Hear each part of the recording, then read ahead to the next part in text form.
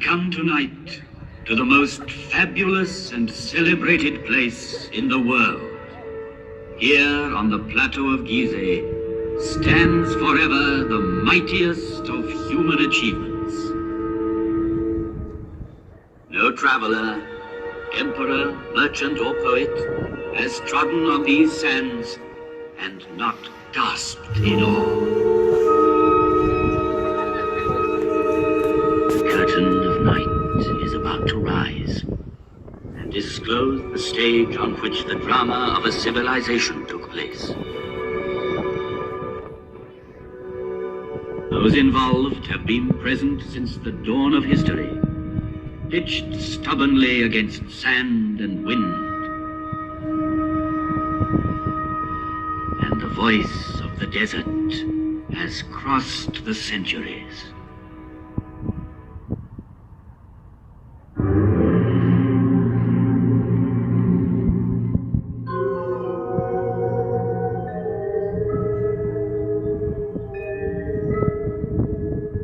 With each new dawn, I see the sun god rise on the far bank of the Nile. His first ray is for my face, which is turned towards him. And for 5,000 years, I have seen all the suns men can remember come up in the sky. I saw the history of Egypt in its first glow, as tomorrow I shall see the East burning with a new flame. I am the faithful warden at the foot of his Lord, so faithful, so vigilant, so near him that he gave me his face for my own. I am a pharaoh's companion, and I am he, the pharaoh. Through the ages, I received many names from the people who came to me in adoration. O Harmakis, you are my life's safeguard. Horus, protect me, oh great God, that I might see you every day. Lord of the desert, Lord of the heavens, Sovereign of eternity.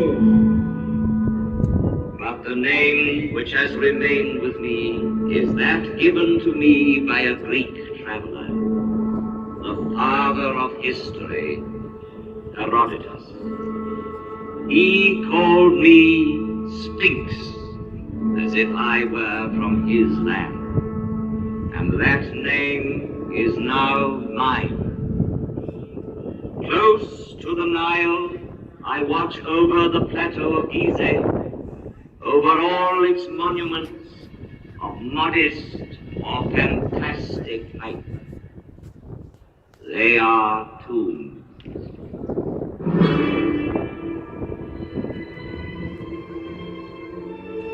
Civilizations are like islands on the ocean of barbarism. Over this one, the Sphinx has gazed and watched for 5,000 years.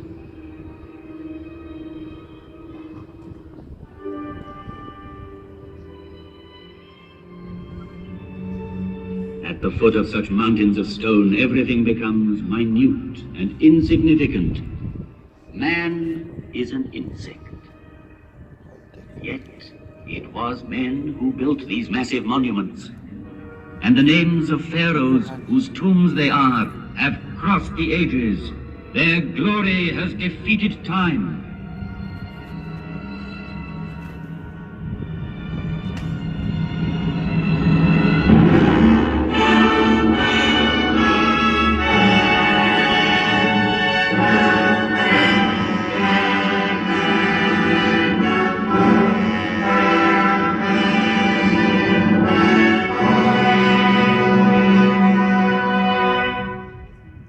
This is the tomb of Cheops. pharaoh of the 4th dynasty, 4,500 years ago. Here is the great pyramid which he built to defend himself against death. 455 feet high. He achieved the building of the highest monument then known to man. The area it covers is vast enough to hold St. Peter's Cathedral in Rome, the cathedrals of Florence and Milan, Westminster Abbey and St. Paul's. 3 million blocks of stone, some of them weighing 30 tons, were assembled by Cheops' faithful workmen to achieve this fabulous construction. At the center of it, the pharaoh planned his inner chamber, where his mummy was to lie in splendor for eternity. At the foot of this pyramid, in the rock, a temple was built, and there were kept the barges of Cheops, the barges of night. In these large wooden vessels, the dead pharaoh could continue his voyage in darkness towards eternity. But all that remains of him is a small ivory figure, showing a noble face, the nose aquiline, the jaw determined, and the hieroglyphs representing the name he gave to his pyramid. Cheops dominates the horizon. The Pyramid of Khephren. It too bears an inscription, Khephren is great. Yet, out of respect for his father Cheops, Khephren built his pyramid on a slightly smaller scale. Each side of the base measuring 710 feet, the angle being 52 degrees, it reaches a height of 445 feet. The brilliant covering of polished limestone on the apex originally extended over all 4 sides, adding to the magnificence of the pyramid.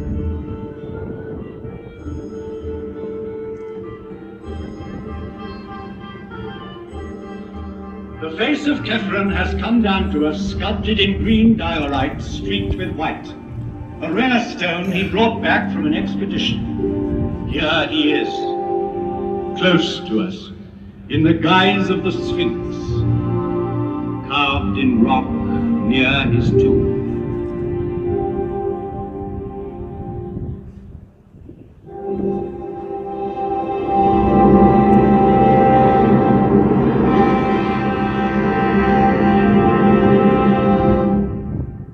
Mykonos.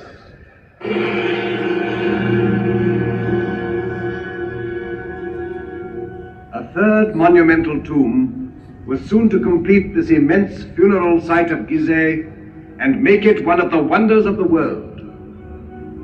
Though smaller, the Pyramid of Mykonos is perhaps the most impressive for being the culminating point of a vast design. Having built it, the workmen climbed down from its granite flanks and, laying down their tools, looked up with wonderment.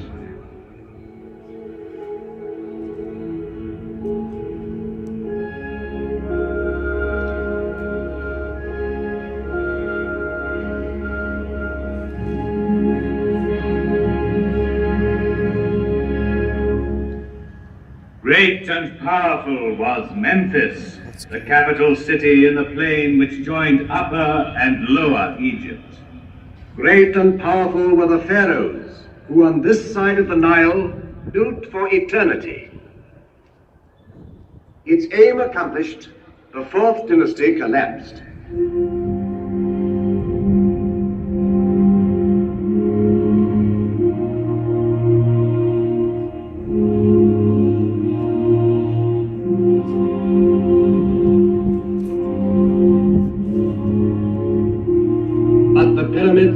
Still stand, and the inscription on the one that completed the design claims, "Divine is Mykonos."